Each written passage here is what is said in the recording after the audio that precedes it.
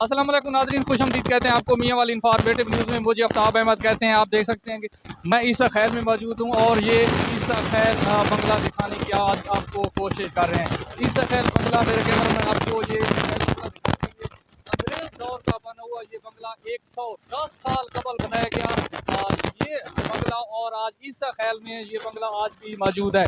ईसा खैल शहर में जब आप ईसा खैल से निकलते हैं थोड़ा सा शहर के थोड़ा सा मेन अड्डे से साइड पर ये खूबसूरत बंगला, लेकिन अब इसकी जो हालत है, कंडीशन है, वो इंतहाई नाजुक होती हुई।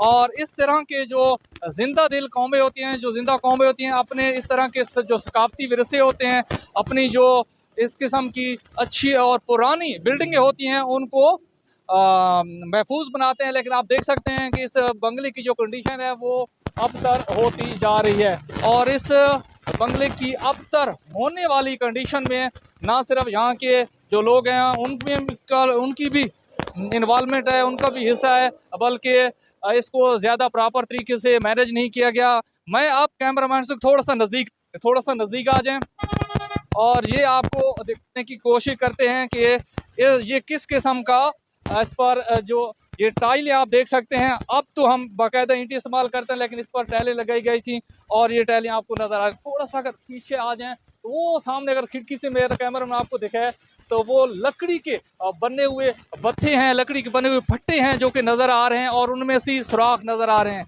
ये कहा जा रहा है कि यहाँ पर आपको अंदर जाने की इजाज़त नहीं है, अंदर जाकर आप इसकी जो हिस्ट्री है, इसकी तारीख है, वो आप नहीं बता सकते।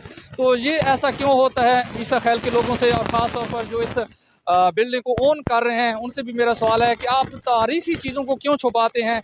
हम पाकिस्तान का जो अच्छा इमेज है वो लोगों को दिखाने की कोशिश करते हैं, लेकिन अंदर जाने की हमें इजाज़त नहीं दी जा रही। नाजरीन से गुजारिश है कि आपने वीडियो को शेयर करना और साथ साथ आपने पेज को लाइक, फॉलो और यूट्यूब चैनल को सब्सक्राइब